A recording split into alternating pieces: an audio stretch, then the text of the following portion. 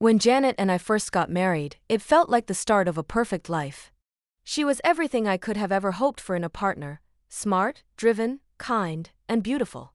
From the very beginning, our relationship was built on trust and mutual respect. We shared the same values, laughed at the same jokes, and dreamed of the same future: a life filled with love, success, and eventually, a family. Janet was ambitious in her career, working as a marketing manager for Global Connections, an international entertainment firm. She poured herself into her job, balancing professionalism with a magnetic personality that made her stand out. Over the years, her dedication paid off, and she became a rising star in the company. I couldn't have been prouder of her. 3 years into her role, Janet's work brought her into contact with some big names and exciting opportunities. Global Connections worked with major clients like the New York Knicks and the Chicago Bears, which only added to the prestige of her job. She often attended events, conferences, and meetings, and while the demands were high, she handled everything with grace. At home, we talked openly about her career aspirations. Janet dreamed of one day becoming the company's vice president of marketing, a position that required both skill and connections. I admired her determination and supported her every step of the way, even when it meant long hours or late nights. We were in our late 20s and beginning to plan for the next chapter of our lives. Janet and I talked endlessly about starting a family someday: 2 kids, a boy and a girl, with names picked out long before they were born. We imagined family vacations, school plays, and eventually sending them off to college. Everything felt within reach. When Janet mentioned that her boss, Ian Bolsey, would be visiting from the UK for 2 months, I didn't think much of it at first. Ian was the company's vice president of marketing, a powerful figure who held the keys to Janet's career goals. She seemed excited about the opportunity to prove herself to him, and I supported her as always, happy to see her motivated. Janet described Ian as a charismatic leader in his early 50s, with a British charm that people found captivating. Married 3 times with 9 children, he sounded like someone who thrived on personal and professional success. I joked with Janet about how he must earn a high salary just to keep up with his alimony payments. She laughed, assuring me that their interactions were strictly professional. For the first week of Ian's visit, nothing seemed out of the ordinary. Janet spoke about him occasionally, but only in the context of work. I didn't see any red flags, nor did I have any reason to doubt her loyalty. Janet had always been a wonderful wife, and I trusted her completely.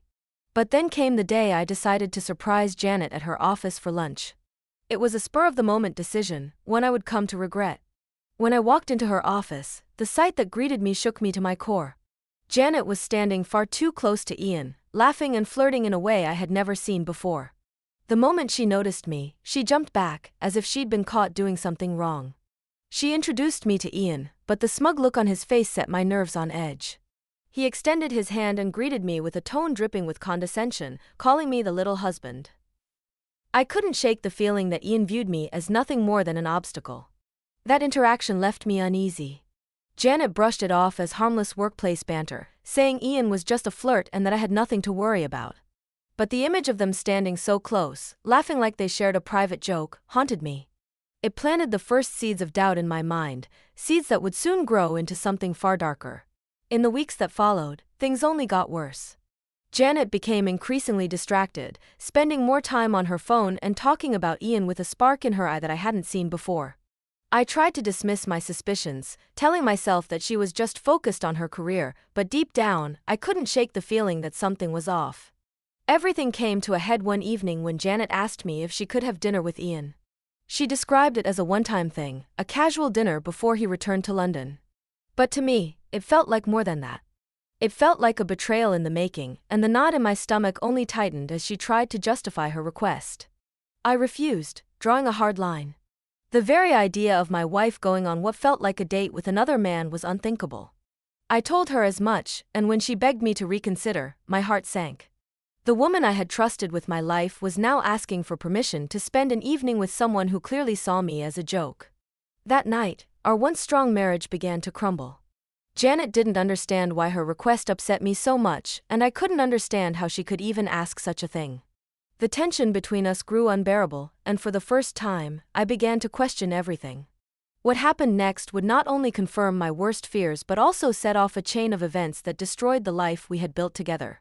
Janet's request to have dinner with Ian didn't just disturb me, it broke something fundamental between us. The woman I had trusted above all else now seemed like a stranger, someone capable of rationalizing behavior that, to me, felt like a betrayal. The days following her request were filled with tension. We tiptoed around each other, avoiding the topic, but it lingered like a shadow over every conversation. I began to notice subtle changes in Janet. She was constantly on her phone, texting with a level of enthusiasm I hadn't seen in years. When I asked her about it, she claimed it was work-related. But her tone was defensive, almost annoyed that I'd even brought it up. It wasn't just her phone use, either. She started dressing differently, clothes that were more revealing, makeup that seemed more suited for a date than a day at the office. I told myself I was being paranoid, that I needed to trust her as I always had. But the image of her and Ian standing so close in her office kept replaying in my mind. His smug grin, the way she laughed at his jokes, it all felt wrong. A week later, Janet casually mentioned a company party at the Hyatt Hotel. She said it was a formal event with dinner, live music, and dancing. Spouses were invited, and she wanted me to come along. On the surface, it seemed like a chance to reconnect, but I couldn't shake the feeling that there was more to this party than she was letting on. I agreed to go, despite my reservations. Janet seemed thrilled, and for the first time in weeks, she was affectionate toward me. That night, we shared an intimate moment, and I convinced myself that maybe I had overreacted to everything. But deep down, I knew I couldn't ignore the red flags.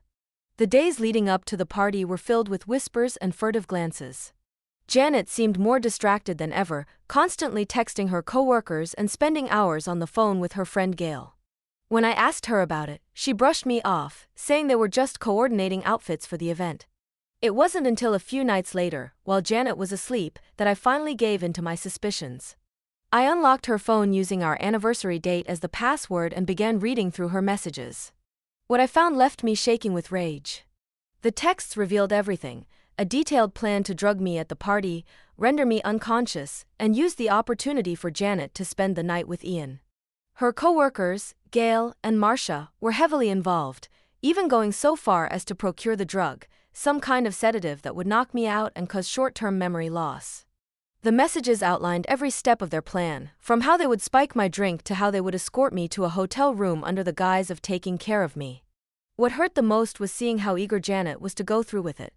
In one message, she wrote, "It's just one night. Brian will never know. Ian will be gone in a week, and everything will go back to normal." Reading those words, I felt a mix of anger, betrayal, and disbelief. This wasn't the woman I married. This was someone willing to sacrifice our marriage, our future, and my dignity for a fleeting thrill. I uploaded the messages to the cloud and put her phone back on the nightstand. As I lay in bed beside her, the full weight of her betrayal hit me. This wasn't just a moment of weakness. This was a calculated plan involving multiple people, all conspiring to deceive me. The next morning, I called my Uncle Bob, a retired police officer and someone I trusted implicitly. I explained everything and asked for his help. Together, we devised a plan to expose Janet and her co-conspirators at the party. I also enlisted the help of Ellie, Bob's former partner, and two of my army buddies, Craig and Jimmy. If they were going to set me up, I was going to turn the tables on them. The day of the party arrived, and I played my role as the unsuspecting husband perfectly. Janet was stunning in a black dress that left little to the imagination. She seemed excited, almost giddy, as we arrived at the hotel. But as I watched her fawn over Ian and giggle with her friends, my anger simmered just beneath the surface. At the party, Janet and Ian were inseparable. They danced together, laughed at inside jokes, and exchanged flirtatious glances that made my stomach churn. Meanwhile, Gail and Marcia hovered nearby, watching me closely and waiting for the right moment to slip the drug into my drink. Ellie, who had been monitoring the situation from a distance, intercepted the spiked drink before it reached me. She handed me a harmless replacement while keeping the original as evidence. I pretended to drink it, playing along with their plan, and soon passed out in my chair. As expected, Janet and her friends sprang into action. They carried me to a hotel room, laying me on the bed and undressing me to make it look convincing. I heard every word as they gossiped about my physique, laughing at how clueless I was. Once they left the room, I waited for the signal from my team. A text came through from Bob. "Room 1722. They're in." I got dressed, grabbed my phone, and met up with Craig and Jimmy outside the room. Uncle Bob had used his old badge to gain access, claiming there was an emergency. Once the door opened, Craig and Jimmy stormed in, pinning Ian against the wall while I walked in with my phone recording everything. The sight of Janet, naked and tangled in the sheets with Ian, was seared into my memory. She looked at me with pure terror, realizing her plan had failed. Ian, meanwhile, stammered out a pathetic apology, his confidence evaporating as he saw the brass knuckles on my hand. "You betrayed me for this?" I said, gesturing to Ian's unimpressive physique. "You destroyed our marriage for him?" Janet sobbed, trying to explain, but I didn't care. I turned my attention to Ian and unleashed the fury I'd been holding back. The first punch shattered his nose, sending blood spraying across the room. By the time I was done, he was a sobbing, broken mess on the floor. I turned back to Janet, her face streaked with tears. "You conspired to drug me, humiliate me, and lie to me. You've destroyed everything we built together. Tomorrow, you'll be served with divorce papers, and I swear, this is the last time you'll ever see me." Janet sat on the bed, clutching the sheets to her chest, her face pale and tear-streaked. The reality of what she had done, and how thoroughly her plan had unraveled, seemed to hit her all at once. Ian lay crumpled on the floor, blood dripping from his nose, unable to even look me in the eye. I took in the scene, my anger sharp and cold. "This is who you chose," I said, my voice steady despite the rage boiling inside. "This is the man you thought was worth betraying me for? Worth risking everything we built?" Janet opened her mouth to speak, but I held up a hand to silence her. "Don't," I said. "I don't want to hear your excuses. I don't care what the girls at work told you, or what promises Ian made. You knew exactly what you were doing. You planned this. You drugged me, lied to me, and humiliated me. And for what? A one-night fling?" She broke down sobbing, her words barely coherent. "Brian, please. I was stupid. It was a mistake. It didn't mean anything. I love you. I was only trying to help my career, I swear." I laughed bitterly. "Help your career? You destroyed our marriage for a man who won't even remember your name in a month. You didn't just betray me, Janet, you conspired against me with your friends, and you drugged me. What kind of person does that to someone they claim to love?" Ian groaned on the floor, attempting to sit up. "Please, mate," he said weakly, his British accent slurred. "It was just a misunderstanding.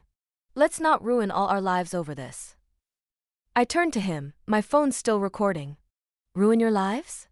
You did that yourselves. I'm just here to make sure you face the consequences." I pointed the camera at Janet, her face frozen in horror as she realized what I was doing. "This footage is going to your HR department, Ian.